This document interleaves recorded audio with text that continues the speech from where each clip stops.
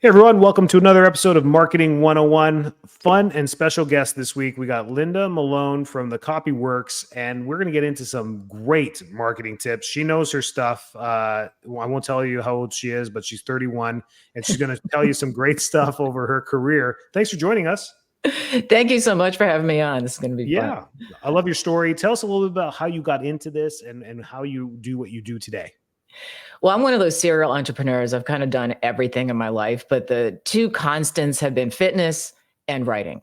And so I have a degree in nutrition, a bachelor's. I thought I wanted to be a registered dietitian. I found it was just too dry for me. I'm a very creative person. Ended up really getting into writing. It's something I've always loved. I was a personal trainer first. And what happened is I was doing personal training, and I would get this free publication every week. I lived in Orange County, California. The magazine was called OC Metro, and they had a column, a fitness column. And I thought, I'm training people inside their houses. Why don't I pitch them idea how to set up your own home gym? So I pitched the editor an article about that, and he loved it. He called me and said, "Do you want to keep writing for us? We really love, your style." So long story short, I ended up writing everything for them. It was cover stories, and sometimes I had 5 articles in this magazine. Then I branched out into the nationals, and my work has even appeared in Time magazine. I've been in Family Circle. I've been in Women's Day. Some of these magazines aren't even around anymore, Self and Shape and all of that. And then the print publication world just kind of folded in about, thinking 2014, 2015. And I said, let me just do online writing. And that was not easy because I was getting paid about 25% of what I had been paid writing for print. And they wanted all rights, like, to everything for the rest of my life. And it just was not, it just wasn't good anymore. So I said, let me start a course for women over 50, fitness online course. I did that for about 5 years. I did it all wrong. I hired the wrong people. I just couldn't make money on it from just my own fault. And I said, you know what, let me go back to writing. But I didn't want to do content anymore because of the state of that business. And so I always loved the marketing end of writing. And I thought, well, I've heard of this copywriting, especially conversion copywriting, which some people say is a bogus term, but it's not. I mean, I'm trained specifically as a conversion copywriter. And so I studied with some really high level copywriting coaches. I call myself certified because one of them, the coach I worked with, had a certification. And that's where I am now. So now I specialize. I kind of combine my fitness background, because I was 20 years doing personal training and writing, into now helping other health and fitness companies just market themselves. And so that's where I am. That's awesome. That's so great. I mean, yeah, no, copywriting, I mean, and writing in general is so important. And many of us, are trying to be entrepreneurs, run our businesses, and we may not be writers. I'm definitely not a straight A student, but English was not in the top, of my courses. It was probably what I struggled with my whole life growing up. So, but even as doing my own ads and my own advertising and writing my own copy, the ones that are good, because the results are just better. The results are better. Those emails are better. Those ads are better. You get a better response from it because you've captivated your audience with something, right? Something, an emotion or a trigger or whatever it may be. So I think this episode is going to be great about writing, not literature 101, but let's just go through, just the importance of knowing or hiring or delegating properly. I'm a bit, as a CEO of your business, I think what you learn as you get older or you run a business long enough is that you have to learn how to delegate. And it's been such a huge learning curve for me, running different businesses. And I'm still horrible at it. I still try and do so much myself because, one, I think others can't do it as good as me, which is absolutely incorrect. And 2, you just don't find the right people. And I'm glad you said that about some of your endeavors of, like, I just didn't have the right people. You actually said I hired the wrong people. I think that's a difficult sentence for me to say with a full stop at the end, because I don't want to admit that. But the truth is, you got to find the right people. And that's what this podcast is all about, finding people like Linda to maybe help you in a specific role. She's not going to tell you she's going to run all your Facebook and Instagram ads for you. She's going to tell you, what she does really well. So let's get into that. What has been your number 1 or 2 tips when it comes to writing and captivating your audience? And let's think of an email more mindful, because I think email, you can take your time, you can make it as short or as long as you like. Through email marketing, what do you find is the best techniques to getting emails out there? Or what's, as a chiropractor, we're trying to tell people, hey, come on in and get adjusted. It's really important to get adjusted, get adjusted, get adjusted, get your kids adjusted, get your dogs adjusted, get everyone adjusted. Yeah. But those emails are really boring. I think it's just like Costco, come buy this, come buy that, come buy this. You're not going to open every email if that's what you're getting all the time. So what's Right. your tips? Well, there's a couple things. I mean, for one, you're in a business that lends itself to stories, and starting out, and I know this from doing so much magazine writing. Almost every article I wrote would start with a story. If it was an article about heart health, it opens with a person having a heart attack. And it was an actual interview. It wasn't like, just make this up. So talking to people, pulling them in to the emotions, because as you know, emotions, we make decisions based on emotion. We justify it with logic, but all of us, and people confuse emotions with emotional. It doesn't mean, you have to cry over the ad, but you feel something, and that triggers that decision making. So starting with a story, the number one thing with emails is to have that subject line capture them, because if they don't open it, they're never going to see it anyway. So I'd say spend like 80% of your time on figuring out, what is going to be best, and testing, subject lines. One way I do this is I write the body of the email first, and then I start thinking about what will be a great title, subject line to pull people in. So either starting with a story, starting with, emails are a great way to engage people on a personal level. Whenever I write emails, I imagine I'm sending it to one person. And you write like you talk, or you write like your clients talk. Like, make sure you use their language and lingo, which, you should be familiar with as a business owner. So what is on their minds? So if it's something about, like, so you gave the example of, just come in and buy, or come in and, get adjusted. Well, what happens if you don't? What could go wrong? And not to freak out anyone, but to just remind them of why they started getting adjustments to begin with, if they're current clients, or what is it that they could improve. So you hit that pain point. And so you really want them to think about, okay, if I don't take care of this, what's going to happen down the road? Because maybe it's not something that's right now, but paint that picture and then show how, you have the solution. And I think the most important thing, because you're in a competitive business, is what differentiates you from your competition. I talk a lot about value propositions. You should have like a single line that differentiates you. It should be unique, desirable to your potential, to your prospects, and memorable, but sets you apart. Like when I was working with personal training clients, I had a client who had a number of shoulder surgeries, and she went to a physician who specialized in not just shoulders, but shoulders for women. And you would think that is really specific. And the doctor was swamped. I mean, she had a waiting list. So don't be afraid to niche down into something that differentiates you. So I think those are some of the most important things. And then the call to action at the end should be something that they want, and make it, something that kind of leads into it. You don't have to be salesy with it. It's just, hey, if you want to know more about this, give us a call, or something that's sort of casual, more than, click here to, I don't know, to, like a direct call to action. But you also want to have more value to your emails than calls to action. I mean, you can have like a kind of a soft call to action at the end of each one, but you want to have value. Like each email should have a ton of value, where maybe they save it. It's like, I got to remember this, and they save it in a file. And then when they have a problem, they know, you're top of mind, and they know to call you. Wonderful. Yeah, I give out the rule. 70% of your emails are value, and 30% are call to action. So that way people always know that they're going to be getting some value. It's worth opening up that email from Dr. D. Yeah, for sure. The great tips there. So as we transition that, so emails, telling stories is fantastic. I love that you said that. I think that's just a great, sometimes we have writer's block, or we're like, oh man, I gotta do an email. It's been a while.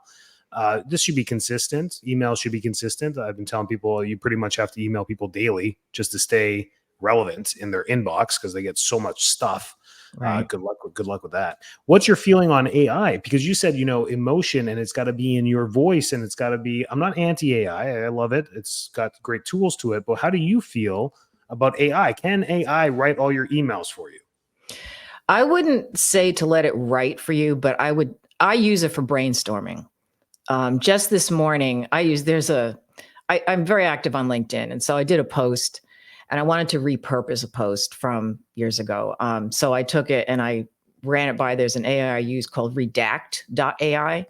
I found this is the one, it's specifically for LinkedIn. So it's not just for regular email writing, but you can repurpose an email and it'll give you three versions. I mean, three versions of your post, LinkedIn post. Hmm. And I have not found anything that matches my voice as close as that AI. So I will edit it still, but I'm also entering a previous post that I've written. So it's my voice. But I use ChatGPT, of course. I pay $20 for the upgraded version. I created my own ChatGPT, which you can do, like where you put in you give directions to the AI. Like you are for me, it's like you are a copywriter who specializes in health and fitness and blah, blah, blah. And then I pulled in my previous copywriting coaches in the style of, and I named them. And so when I ask the ChatGPT a question, it's funny because he'll respond in a voice that I can tell is one of my copywriting coaches. It writes like her. Wow. So those are the things that I think are really effective. I tried the other ones. There's Jasper. I don't see a huge difference in a lot of them, but they all have to be edited to, for one, make it yours. You have to have your unique voice in it. And you want to add the emotion. That's one thing that chat cannot do, is to add emotion. It doesn't have a story. It doesn't have a backstory. So it doesn't know people. It doesn't, and it also pulls from what's already been done. So you want to have a unique message. So, use it as a guide. I use it for outlines. I use it for, I actually used it to hire my virtual assistant. I plugged in all of the, because I told you that I messed up in the past, hiring the wrong people. I interviewed 4 people for an assistant position, took their transcripts, dumped it into chat, and I put my job description, what I wanted them to do. And I asked, which one is the best person? And chat is very verbose and it's going to give you a ton of stuff, but it broke down what each of the interviews, what were the pros and cons for each person. And of course, within nanoseconds too. It's just like, you just see this thing pumping out these words. And it said, this is the only person that had all of everything you wanted. And she was the most expensive one. And I hesitated. She says, well, you asked for this, this, and this person is the only one who could do it. I hired her. She's been with me almost a year and it's been great. So you can get creative with it. And yeah. I use it as like an assistant. I keep it open. And when I have things that pop up, it's like even handling like client management.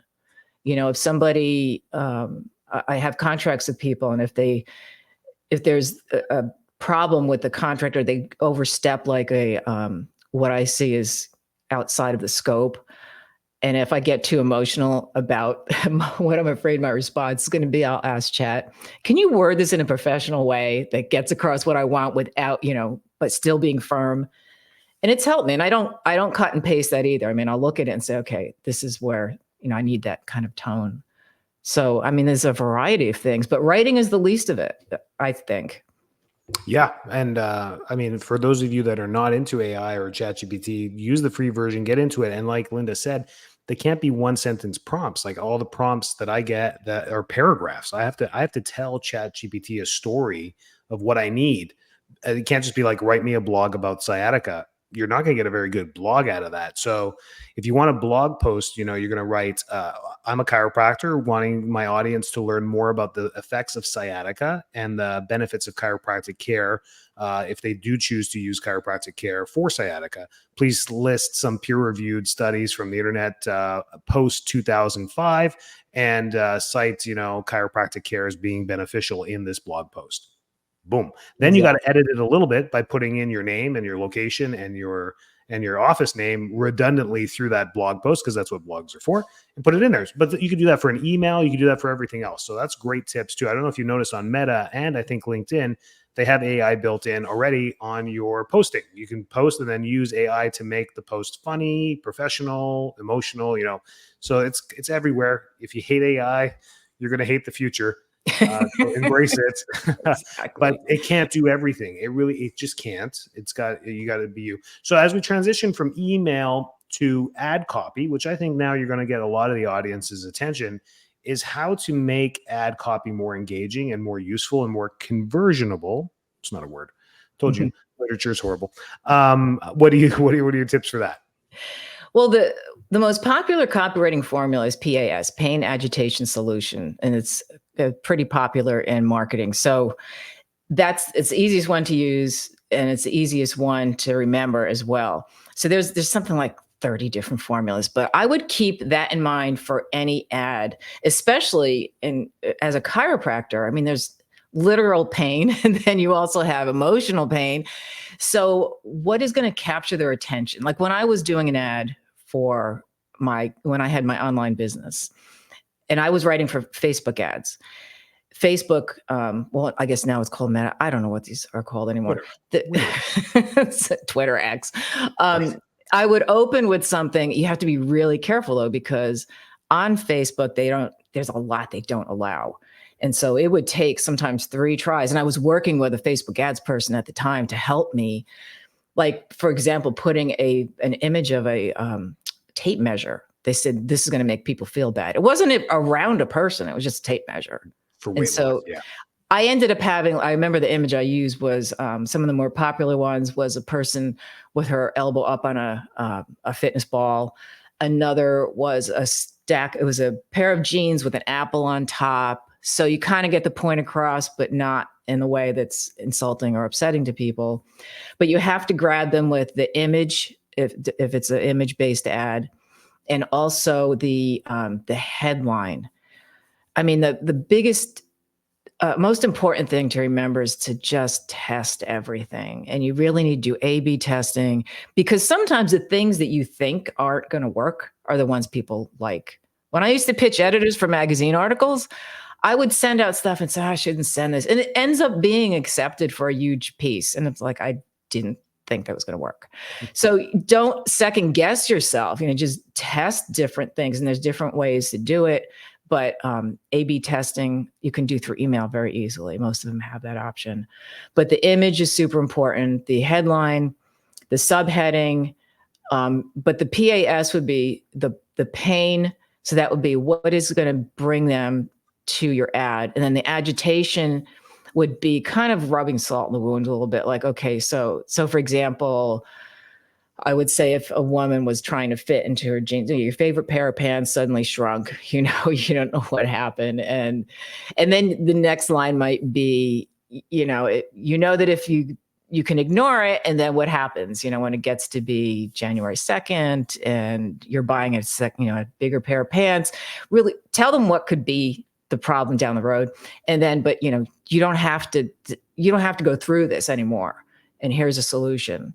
So it's the pain, the agitation, solution. So even if it could be a single, like 3 lines in an ad that could encompass all 3.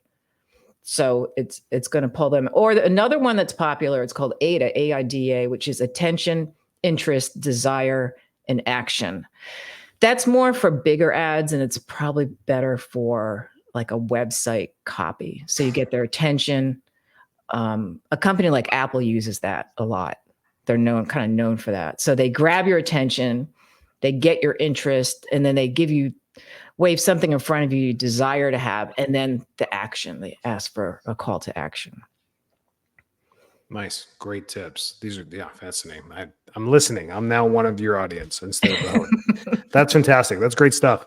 And when people work with you, like, I guess it would be companies that would hire you to help in certain ways. How do you bring value to those companies? Like, maybe, I don't know if chiropractors would be one of your ideal clients. I'm not sure. But how do you help them in their business?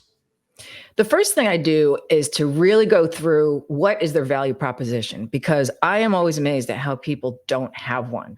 Like, what in a single or sentence differentiates you? If somebody says, well, I'm shopping around for a chiropractor, I have 5 people I'm considering. what makes you so different? You need to be able to answer that. That's the number one thing, because from that value proposition, everything, all your copy trickles down from that.